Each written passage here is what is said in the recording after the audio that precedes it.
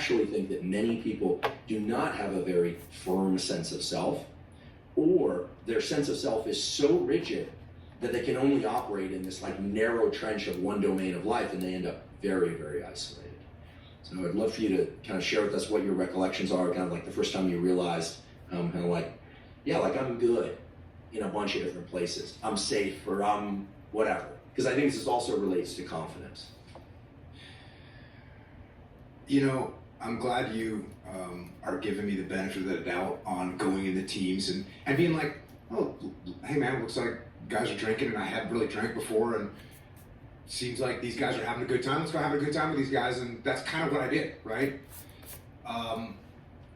As far as, and you know, I look at it now, and unfortunately for me, you know, I look at alcohol now as just, I've seen it destroy so many people that I've now kind of look at it and go, man, I don't think people should drink. And look, I get it. I'm kind of an example. Like, I used to drink and go out and have a good time. It wasn't that big of a deal. It didn't negatively impact me in some dramatic way. But I have so many friends that it is horrible for.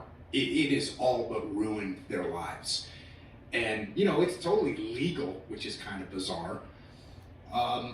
So I think that figuring that out, when I look back, and the culture in the SEAL teams was very alcohol-centric. And part of that is because, you know, you got like, it's just like a fraternity is alcohol-centric, or a football team is out, because you got a bunch of young dudes that are gonna drink and have a good time. So it's just sort of a young dude kind of thing. And unfortunately, it ends up ruining a lot of people's lives, and they make bad decisions and they do stupid things, and it's just not good. And I think the culture is moving away from that a little bit in the SEAL teams. You know, my alcohol brief used to say, you know, I used to tell my guys, if you go out, you get a DUI, you get put in jail for a fight, you get hurt because you're doing something drunk, you just did Al-Qaeda's job for them. You just did Al-Qaeda's job. They want to take you off the battlefield, and you just took yourself off the battlefield. You can't go on deployment now. And that would always hit guys. And I think that's, you know, the SEAL team's kind of leaning in that direction more, realizing the negativity of alcohol. I wish I would have realized that earlier. I wish I would have been a better leader and recognized that at an earlier stage. And recognize that just because I was kind of getting away with it, meaning it didn't really, I didn't wake up in the morning and go, man, I can't wait to get drunk. I never really had that feeling. I wish I would have realized that there's other guys that do. And, you know, there's people that can operate and be functional and it doesn't really impact their lives, but there's a lot of people that don't. And I don't think it's worth the dice roll to start drinking. I just don't think it's worth the dice roll. What do you get out of it? So I think that overall, that's why if when I think about alcohol, I just think about all the lives that it's ruined, and I don't like it. And I wish I would have done a better job of saying, you know what, this is probably not good, and we shouldn't do this. And unfortunately, I didn't. And I try and convey that message as much as I can now. And it did bring me back to my roots, because when I was a kid, it was like alcohol is weak. And you look at these guys, they don't know what they're doing, they're acting like idiots. I'm not gonna be like that. And so, you know, as I got older, once I got on the SEAL teams, I kind of went back to that. As far as kind of where I became me, I just actually have to kind of give a lot of credit to the music that I grew up listening to and the attitude that we had back then. Listening to hardcore music, being able to stand up against what other people were saying, which is what you're doing when you're in that scene. And the whole DIY nature of it, hey, we can just do this ourselves. We can just make this happen for ourselves. We don't need anybody else. We can do this. And that hardcore attitude and sticking by your friends and standing up and getting in fights and like, if that's what you're gonna do, that's kind of my attitude. And I got interviewed for a documentary that they're making about Harley Flanagan and the Cro-Mags. And, you know, when I was a kid, and actually through my whole life, like that music is the soundtrack to my life. And so I always would have that music running in my head. But to your question, I had something in me that when I heard that music for the first time, I was like, okay, here it is.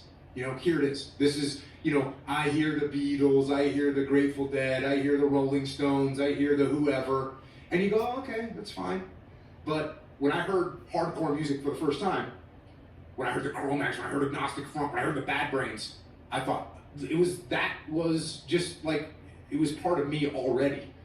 And then it was the attitude, and again, you can listen to my podcast with Harley Flanagan. The way I viewed Harley Flanagan, the way I viewed the Cro-Mags, was not the way they actually were. I mean, Harley was doing drugs, horrible drugs, he was on heroin, everything else. But his image was like straight edge, kind of spiritual. They had all that stuff going on, and I thought, okay, well, that's what they were. I didn't know. I'm like a kid living in the woods in Connecticut. I'm just kind of hearing what I'm hearing. Listen to the lyrics of Minor Threat, listen to the lyrics, and you go, okay, this stuff, I agree with this stuff. And I just think that kind of set kind of set a datum in my head of being okay with being outside, being okay with saying no, being okay with being a rebel, being okay with not going along with what everyone else is doing. And that became very important when I was in the military, and I looked at what leadership might be telling me to do and might think to myself, hey, that doesn't seem like a good idea. And having the wherewithal to say, hey, boss, I'm not sure this is a good idea. Not to be a jerk about it, but just to say, there might be a better way to get this done. What do you think of this? Or, hey, boss, can I ask you a question about that? So I think if I had to trace it back, having Black Flag, My War, Side 2 on my record player for like a year and a half straight, that's going to leave a mark, man. And I think it left a mark on me. I love what you just said, and when I say love, I really mean it, because as we both know, we share a common love for certain music, in particular Minor Threat and some stuff from the punk rock scene. In particular for me, the Northeast punk rock scene, the Bruisers, Al Barr from the Bruisers. Now people know him as the lead singer for the Dropkick Murphys, but before that was the Bruisers. We run the risk of going deep down a rabbit hole of music that most people may or may not be familiar with, although most people have heard of the Dropkicks. But yeah, I'm right there with you. I remember the first time hearing Stiff Little Fingers or Rancid, and even Bouncing Souls, right, from New Jersey. Not even Bouncing Souls. Sorry, Brian and Greg. No, the Bouncing Souls, and going, yes, that's me. That's it. But as you said, it was already kind of in you. It's like a recognition. And I bring this up, and I want to highlight it, not because we share this, although I do find that to be an amazing kinship that we felt right away, and it's like we probably riffed for 25 hours just on that. But it brings me back to this idea that certainly is not my idea. Actually, the first time I heard about it was from Robert Greene, who wrote the book Mastery, and some important writings, what was it? I think it was I forget how many laws of power, but those books. Yep. Robert Greene. Mastery is actually a book that I highly recommend people read, because it talks about mentorship and finding mentors, and the fact that we're supposed to break up and move on from mentors, and that mentors aren't always people that we know or that know us, etc. Amazing book, really. But he was the first person I ever heard describe this idea that if we think back long enough, there's some seed moment, maybe it was shopping for the pants, it sounds like it was, but also music where you see something and it's like, yes, that's me and I'm that. And then that becomes a sort of soundtrack or visual image or something for your life that you carry forward with you. The neuroscientist in me wants to say that is the first time that we really tap into this dopamine system in a way that is unique to us.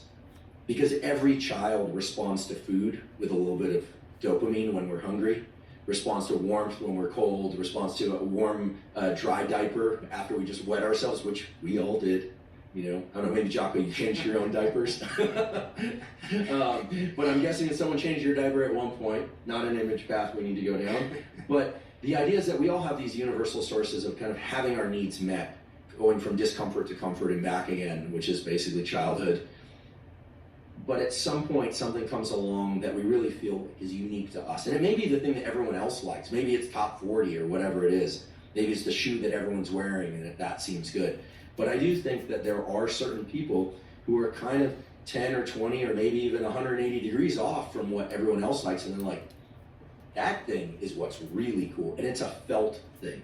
And so along the lines of felt things, as opposed to things that everyone values. What are your sources of motivation? And I'm going to guess that some of them are internal. We could point to head or we could point to heart, doesn't really matter.